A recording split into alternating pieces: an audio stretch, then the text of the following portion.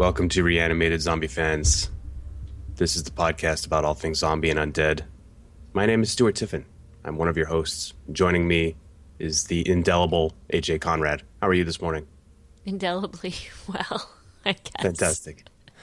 Fantastic. We are brought to you today by the good folks at Squarespace, the all-in-one platform, making it easy to create your own professional website. If you go to squarespace.com and create your own website using any of their gazillion themes and tools, you can use the promo code ZOMBIE, not case sensitive, and you'll get 10% off at the checkout. If you're a first-time customer. That's a good asterisk to put on there. It is. So that was a really professional intro there, Stuart. I'm impressed. It was somber. I'm a professional kind of fellow, and I've been watching a zombie movie since 6 a.m. this morning, so that tends to set me up in a somber mood. I don't know what it is. So here we are today on this fine Saturday, Sunday, whatever day it is, I'm not sure, talking about the film Last Days on Mars. A film that it seems everybody else in the world hated except for me. Not sure yet what HA's impression is of it, but we will find out in due course of our review. And before we get to that, we're going to be talking about the news, because there's some zombie news out there. There is. What we got in the pipeline, HA? Well, in more Fear the Walking Dead, they released some first look photos. Very exciting.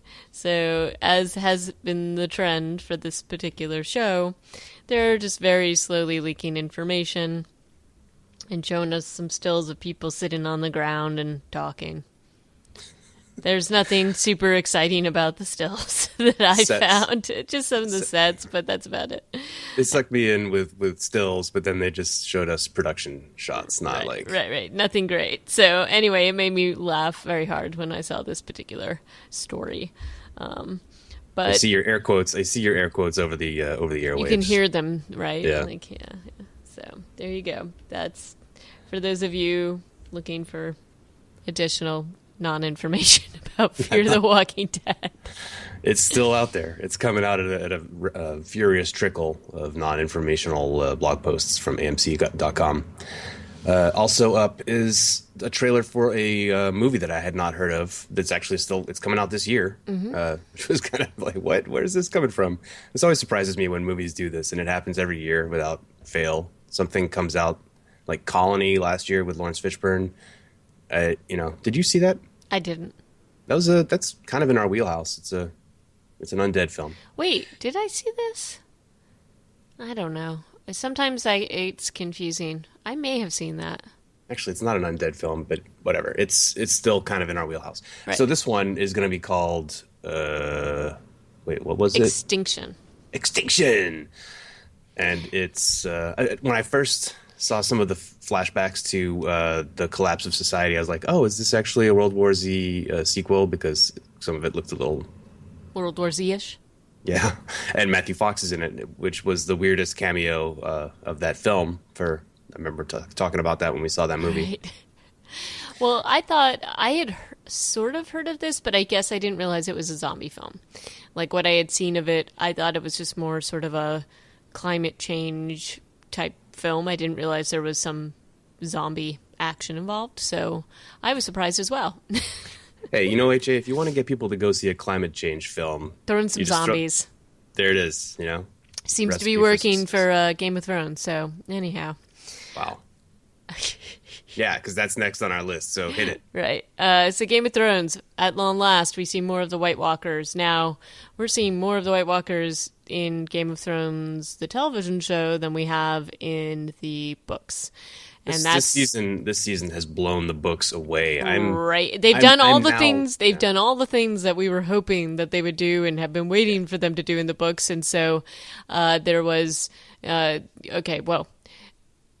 spoiler for those of you who haven't seen it, go and see it. But we're going to spoil the heck out of this now. But we see the zombies in full-on zombie action mode, and we see how terrifying they are and why exactly winter is coming, and winter looks like it's here. The Starks family motto now is no longer a silly sort of falling flat punchline. You've got a lot of zombies, and they're here to stay, or want to stay anyway. They are just running off of cliffs to get to you as fast as they possibly can. That was, like, seriously one of the best battle scenes. The only thing I have to say is, Jon Snow, why the hell won't you row? Jesus. Yeah, why would I? That was exactly my reaction. Just It was row. like, why aren't you guys rowing the hell away from there as fast as you can? Right. And what is that poor giant going to do? Swim all the way to Well, Castle Black? and part of me thought that he was somehow turning into a white. And I'm like, oh my gosh, giant zombie water white. That's going to be terrible. Like, I thought he was going to go in and, like, totally destroy the boats, but maybe he will. I don't know. Maybe they can ballast him on something. But man, he was pretty awesome in that battle. And you know what? Kit Harington, Mr. Jon Snow. Damn. Like, in terms of battle choreography, you look pretty cool running around with your Valyrian steel. Good job.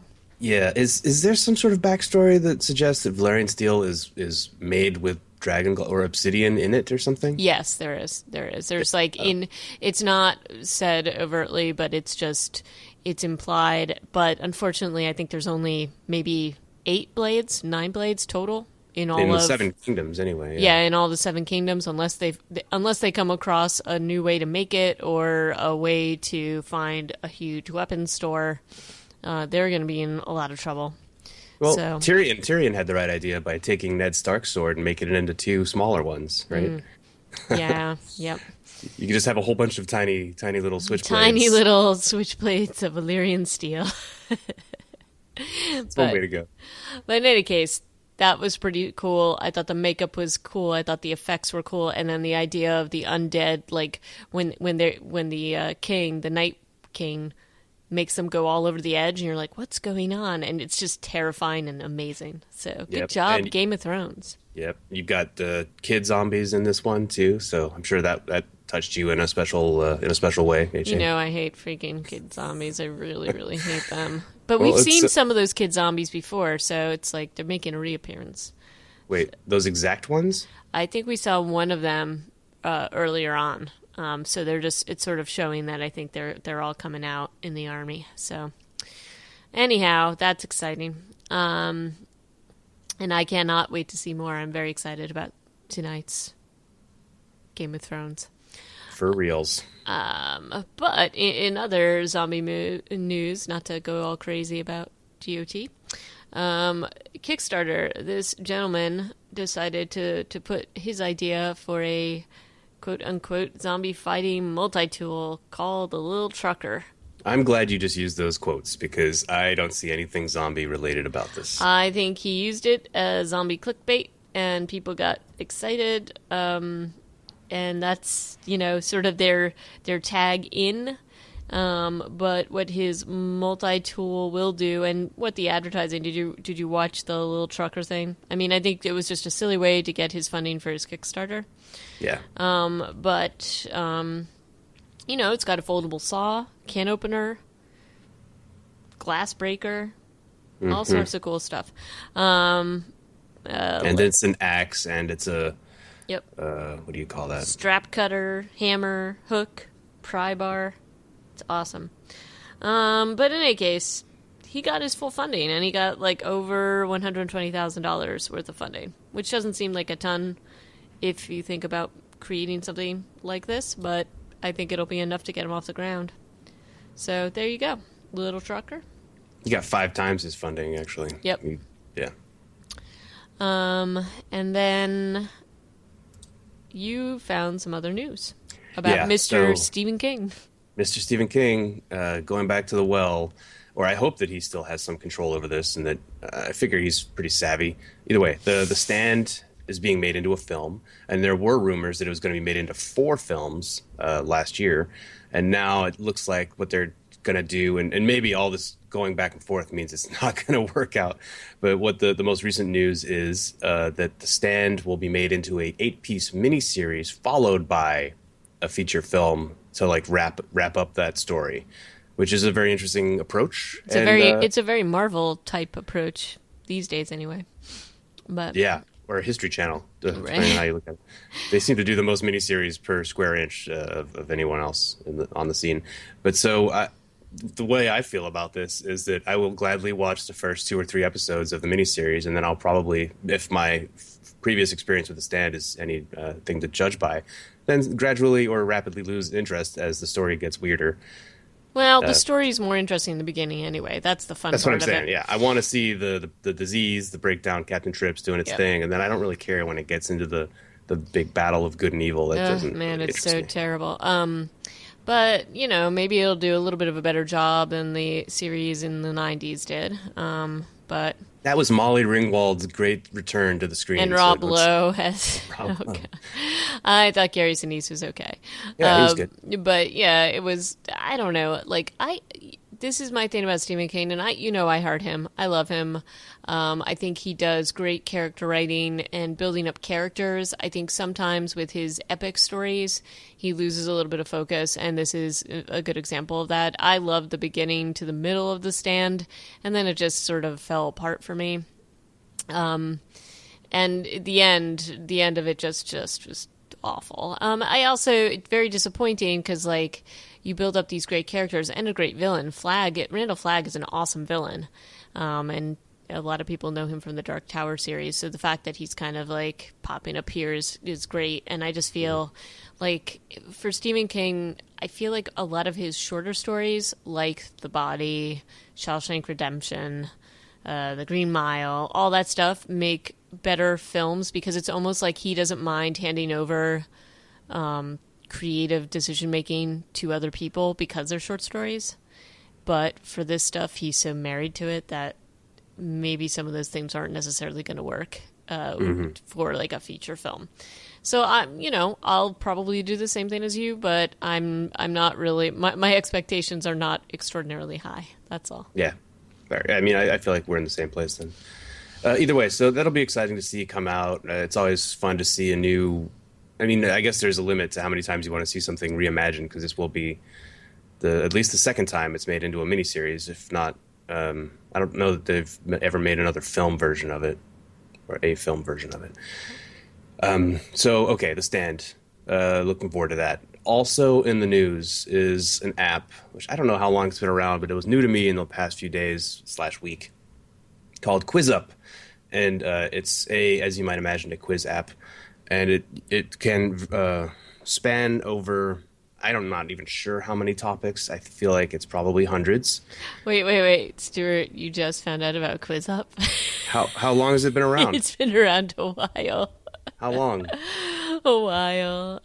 Thank you for shaming me about my lack of knowledge about an app. That's okay. I don't know exactly when it was introduced, but it's let me see. I guess not too long ago, 2013, and then released to Android in 2014. Wow, I'm so behind the times. However, but I feel like I've tried this and I had to like get out of it because it's just a little bit too much of a time suck. it's only 7 questions at a time. I use it to fill time rather than anything else. And so I'm currently attempting to be in the top 10 in The Walking Dead in California. It's tough to stay there because in that case, if you want to stay like competitive, That's what I mean. Like if you You've want gotta to stay actually like be in that game and be ranked and all that stuff, it's like constant. yeah. So I'm probably not gonna to do that, but it's good to know that I can beat the pants off of most of my other friends who are in the app. Which, by the way, you are not. So I used to be. I deleted it out. So I see. I got into it like a crazy Harry Potter battle and with like some younger players, and I'm like, this is just not. No. That's not a good thing. So anyway, I got out of it. But good luck to you. Thank you. So topics that I've been engaging in include, yes, The Walking Dead, Name the Animal, which is a fun one, world leaders, Game of Thrones, Star Wars, Greek mythology, world capitals, et cetera, et cetera. The list goes on. It's a lot of fun. There's also like there's general topics too, just like sci-fi, fantasy, that kind of thing, depending on how general to specific you want to get. So, I even have one that's just movies. yep.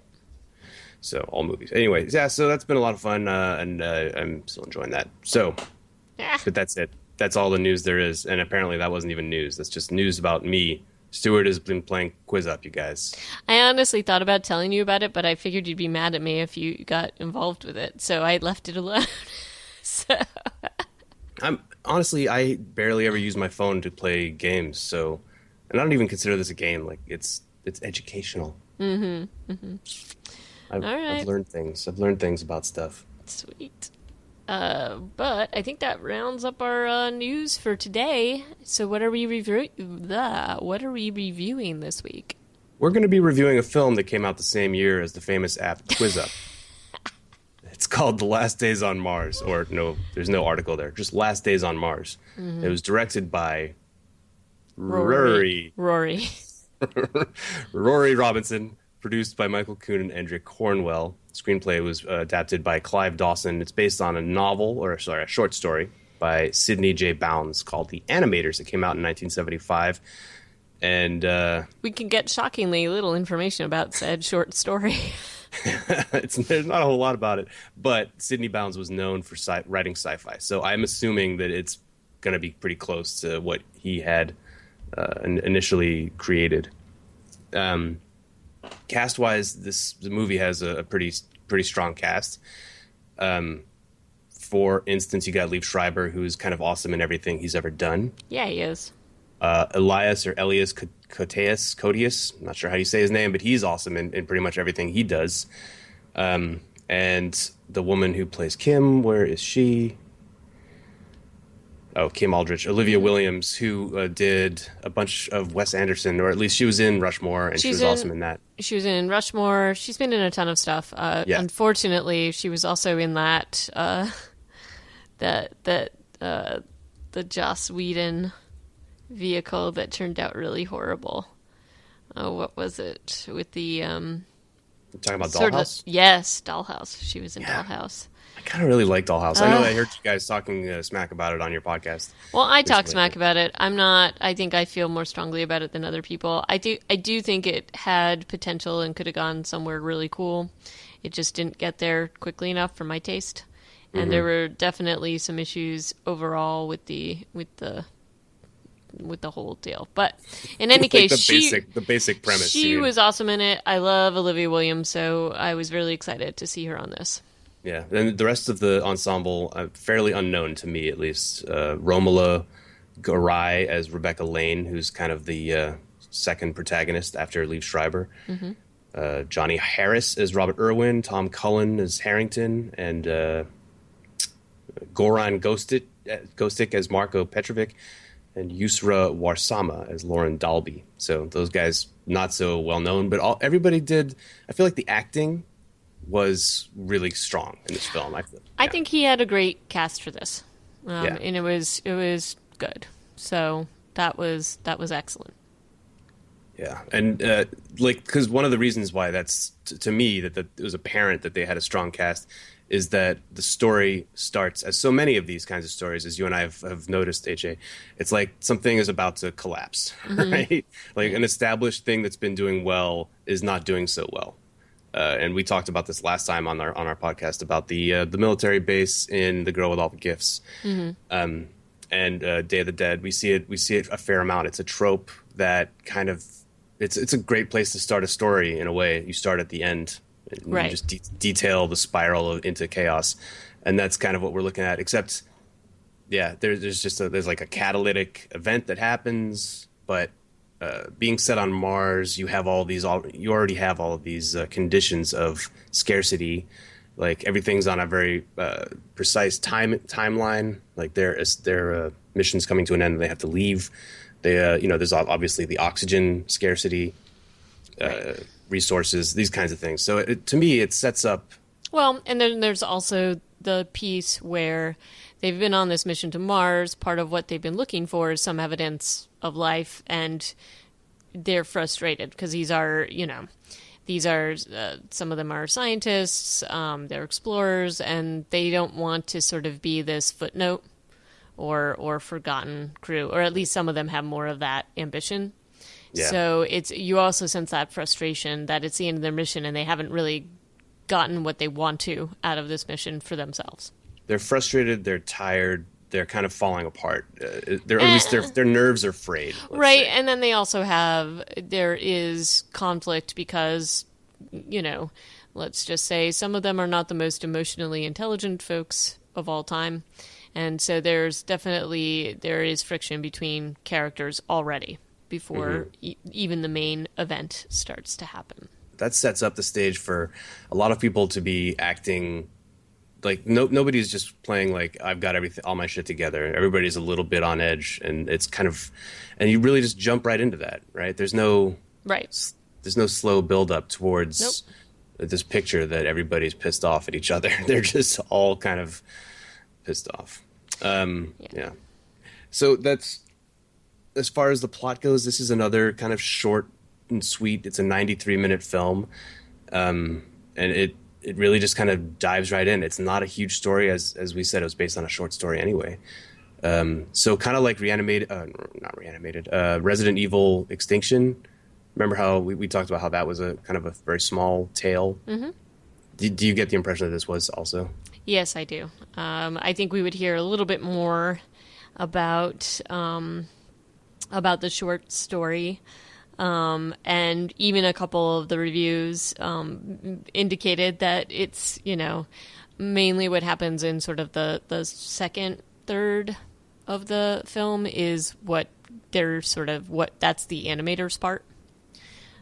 So I think one of the nice things about short stories, and you see this, as we just mentioned, in some of the Stephen King short stories and things like that. What it allows a director to do is put their own spin on a certain story and basically flesh out the kernel of a really interesting idea. And I think that's probably what they did here. Without having actually read the story, it's hard for me to say that. So, but yes. I think that this film, for me, started out very well. And I liked, as you said, the fact that this is already a crew. They set up that's falling apart. They set up the premise and they set up that tension very, very quickly. You get all those ideas, and then they leap right into what is going to be the main plot points of the film. And I liked that a lot. I feel like because the actors were so good, they were able to establish that in a concrete way. You're not really doubting those relationships. They're already established. And I think that that's what actors of this caliber can bring to a film like this. I feel like it was a little bit, the pacing for me got very slow middle to end of the film. And some of the things that were happening didn't make complete sense to me. Yeah, they definitely left some of that in the editing room. They made some decisions that made things kind of unclear.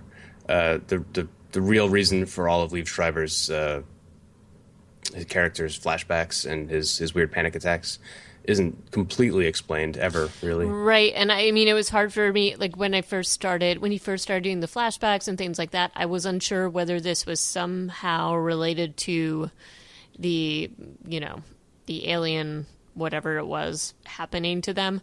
I didn't know if it was the microbial, if they were indicating there was much more intelligence and that somehow it was tapping into his fears or something like that. So it wasn't totally clear to me that was just him having some claustrophobia or PTSD or something like that. So that I wish there had been a little bit more clarification about. Yeah, but some of the way that they edited this to make things, to show, not explain, right, was at least in one scene, if I can just paint you a word picture real quick, when Harrison and Marco are about to go back out. It's very early in the film. There's a scene of them kind of getting ready to go, and they're talking, and they're like getting ready in the airlock or outside the interior airlock, but there's just music, and you can't actually hear what they're saying. And the camera pans to the little porthole into the airlock, and you see the other guys coming in, and it's like a weird, very moody, tonal kind of scene. And I like the fact that the film didn't feel necessary to always show you exactly like the reality of what's happening. It was fine with being like, yeah, look, this is these guys are having a conversation and they're doing their thing, but you're not going to get to hear any of that. And so, to me, that was kind of an interesting approach to. On the one hand, it's a real, it's hard science fiction-ish film.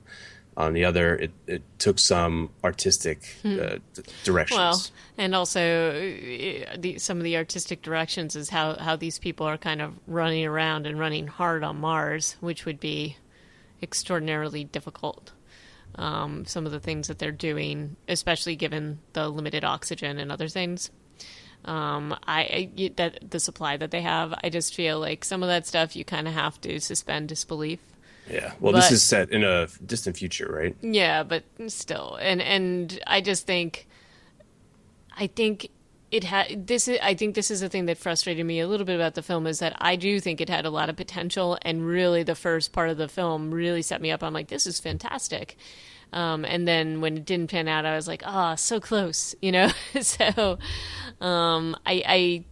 I agree with you. I like how they do the things that we like, is that they don't treat the audience. They're not spelling out everything for the audience. You're just kind of taking in some of what's going on, and it's not giving you every single bit of information. It's definitely good in that way. And I also liked how, in terms of, I know the Olivia Williams character is not, as Kim, she's the least likable character, but I really loved how she was often the character that was posing the most logical solutions to things. Yeah. Or she was basically the Cassandra in the group. She's the one who caught on very quickly that this microbe was taking over people, that it wasn't actually the people left, and saying, look, we can't be emotional about this. And she's always, because she's the head science officer, she always has that end goal in mind. So she's not likable, but she is realistic, and in the end, her unlikability, I think, is ultimately what gets her killed, sort of. Maybe, yeah. Erwin definitely does not like her. But I thought that was an interesting way to go, where she's giving the most logical course of action, even if it's not for the other members of the crew, it's not the most emotionally comfortable truth. So I liked that about it. Yeah. So it's interesting. I mean, they had a fairly large budget for this, and I think that shows in the cast and as well as the effects. I thought a lot of the effects were well done. It created that very claustrophobic sense, like all the scenes within the different modules and within the station, and all of that I thought was done very well. I think, they did rely a little bit too much on the dust of Mars sometimes for cover, but I thought it looked very good. There wasn't like a cheesiness factor to this that you may expect to see in this kind of a film. But sadly in the US, the box office did not agree. So yeah, I feel like that's even a mistake on Box Office Mojo's website. There's no, unless it just never got released into any theaters, how can this movie have only made $24,000? Well, that's just in the U.S., so maybe it did better elsewhere.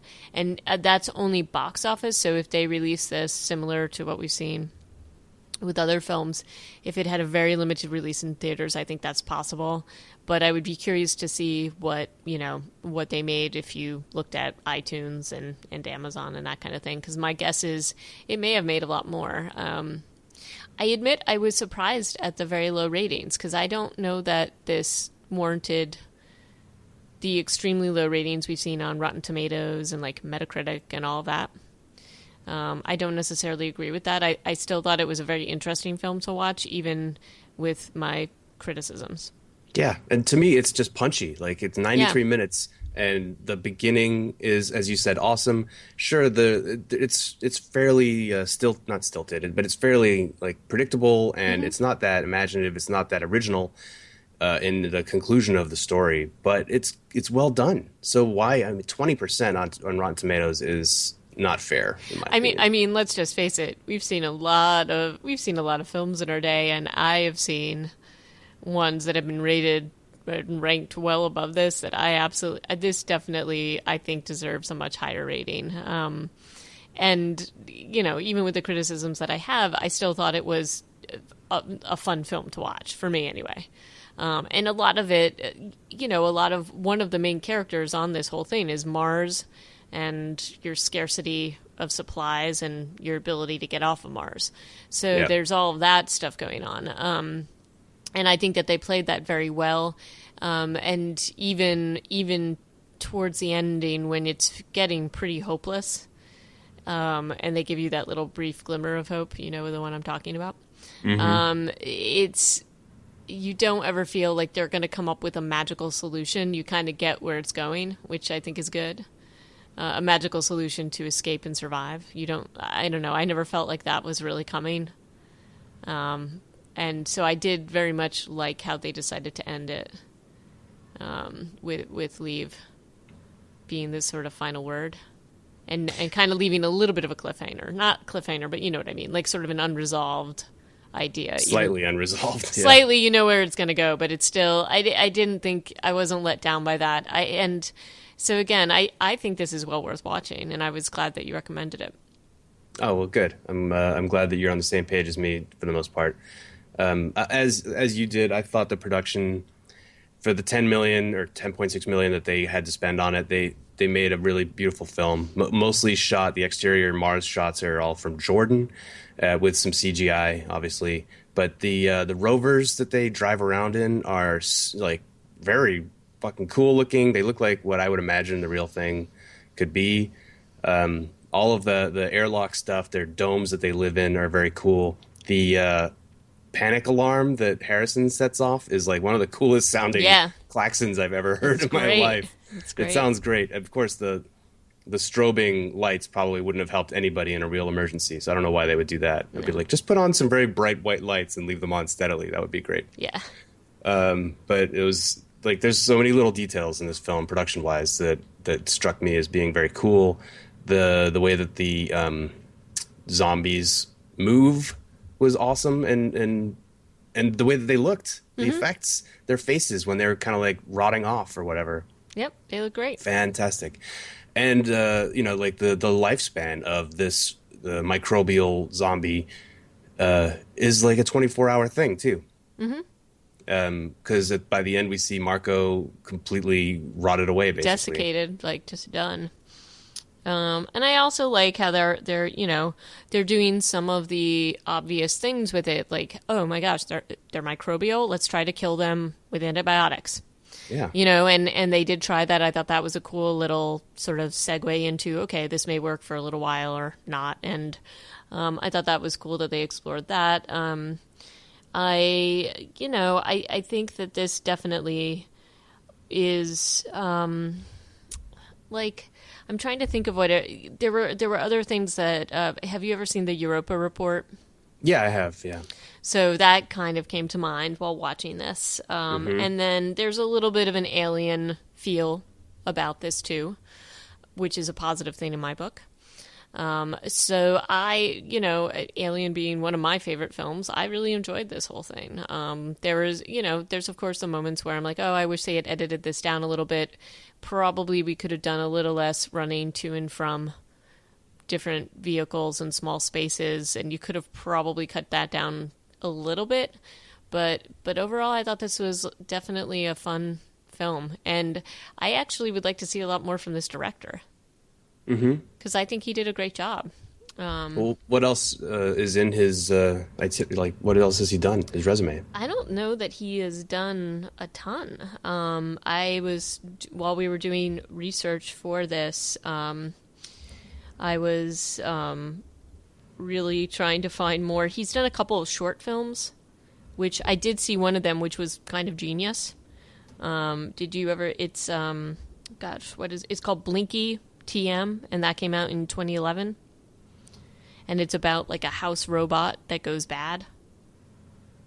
Not familiar with that one. And I think that they're doing like a sequel to that. He also did this little teaser for it's called Leviathan, or The Leviathan, and because of his teaser, they're now doing a feature length film. That was him. Yep. That's made a big splash. Yep. That was not written by him, but it was definitely directed by him. And so very it cool. looks like they're getting the funding to do that. So he's up and coming. He hasn't done a ton. And a lot of the things he's done so far have been shorts. So I'm curious to see the Leviathan because the teaser is really cool. We should put that in the show notes. Okay. Yeah.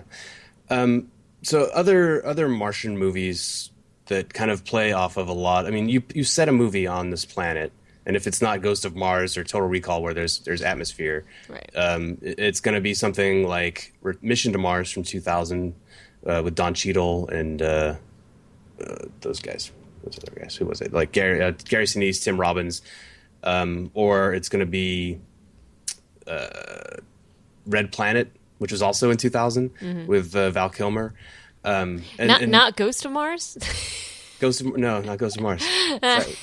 Because they You don't know, have to deal with any of the weird Martian. I know, I'm teasing. I just have to keep bringing it up just to rankle you. It's okay. Yeah, but so those two films both dealt with a lot of the same kind of big picture problems that the Last Days on Mars deals with. You know, like being constricted to living in a dome and power and all the scarcity stuff that we've kind of talked about. In Red Planet, I don't know if you ever saw it or remember it, but instead of fungal zombies, it's like their robot dog has a meltdown. A little bit and of a tries to freak kill out. them. Yeah, and I think in Mission to Mars, it's actually aliens that It is. the problem, but not. I forget exactly, but it was something like windstorms, or it was it was much more like psychotherapy stuff. Either way, so we've kind of, in a way, we've seen much of this approach done before, which is where I'm sure a lot of this isn't the original attacks come from, because there's only so many ways you can even approach this if you don't change Mars, right? And Right. Europa Report is also a lot like this too. Right. I mean, just whatever, they were on Europa instead of on Mars, but all the same problems. Idea. Yep. Yeah. And it's not I think it's not a coincidence that you feel alien when you saw this, Yeah. because that was, he describes it as being one of his influences. Right. But yeah, so I don't know, like, as far as these zombies go, what do you have any reaction to the fact that they can do things like use tools?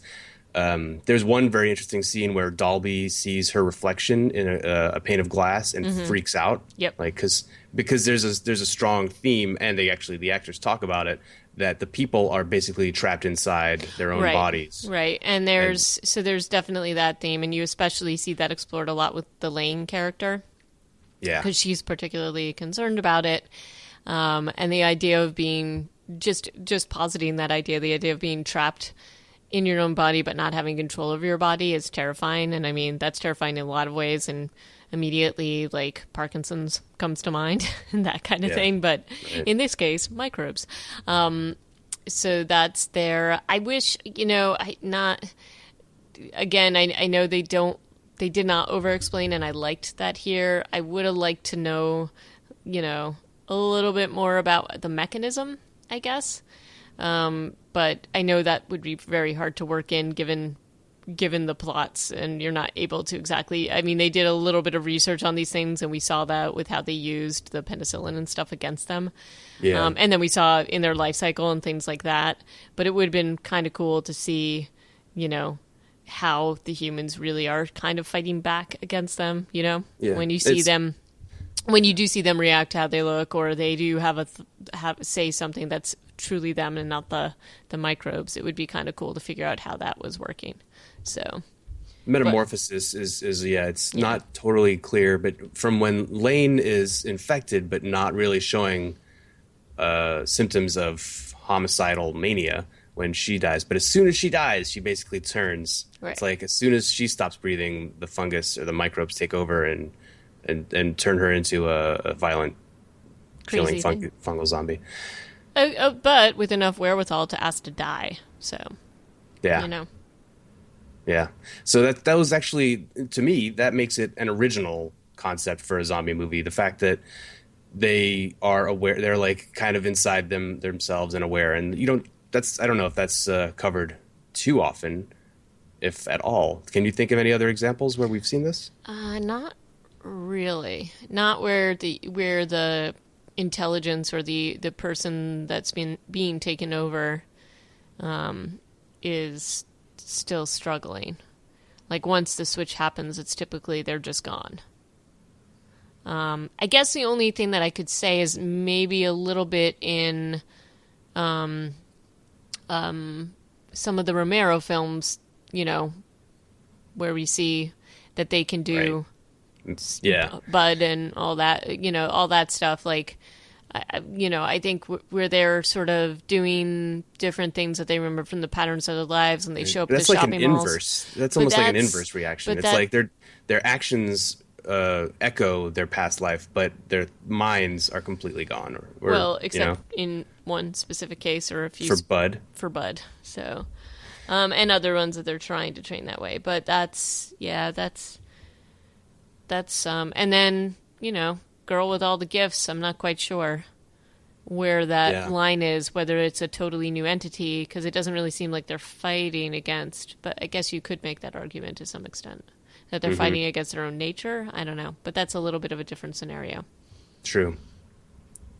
Well, is there anything else that you wanted to talk about this film? Any other scenes that stuck out to you or moments? No, I mean, I thought especially the moment where Kim, who's sort of the dislikable scientist, where she gets locked in the airlock, there was a really interesting moment there where Erwin's kind of looking at her. He probably could have pulled her through and you know, saved her, but just decides not to. And then there's that horrible moment where she just kind of looks at him, where I thought that was pretty well done. And, you know, I just think Liev is really good throughout this film. That I just think I always enjoy everything that he's in. So I was very happy that he survived till the end. So, yeah. But yeah, I mean, I just, overall, I thought it looked really great. I would recommend it. I would recommend it to people who like these kinds of films. And it's been one of my favorite films that we reviewed so far, honestly. Well, awesome. Good stuff for our 76th episode of the podcast. So I guess if we're kind of, we've talked out this film, what we will be doing the next time we get together is going to be a review of the long-awaited Arnold Schwarzenegger zombie film. Maggie, with also Abigail Breslin, and this one not set on Mars. No. That we know of. Right. So I'm excited to talk about that with you, because we've, teased that for a very long time. It's now out on Google Play and Amazon, so you can watch that as well if you feel like shelling out a little bit of money for it. And so yeah, until next time. Ciao. Until next time, you can also still get a hold of us on by email, reanimatedpodcast@gmail.com, reanimatedpodcast.com, and reanimatedpcast on Twitter. And do let us know what you thought of Last Days on Mars. Yeah, I feel like we need to counteract some of the bad reviews with our own reviews on these different sites. I might do that. Yeah. I don't know what our rating scheme is. We don't really rate movies. We just kind of generally recommend or not.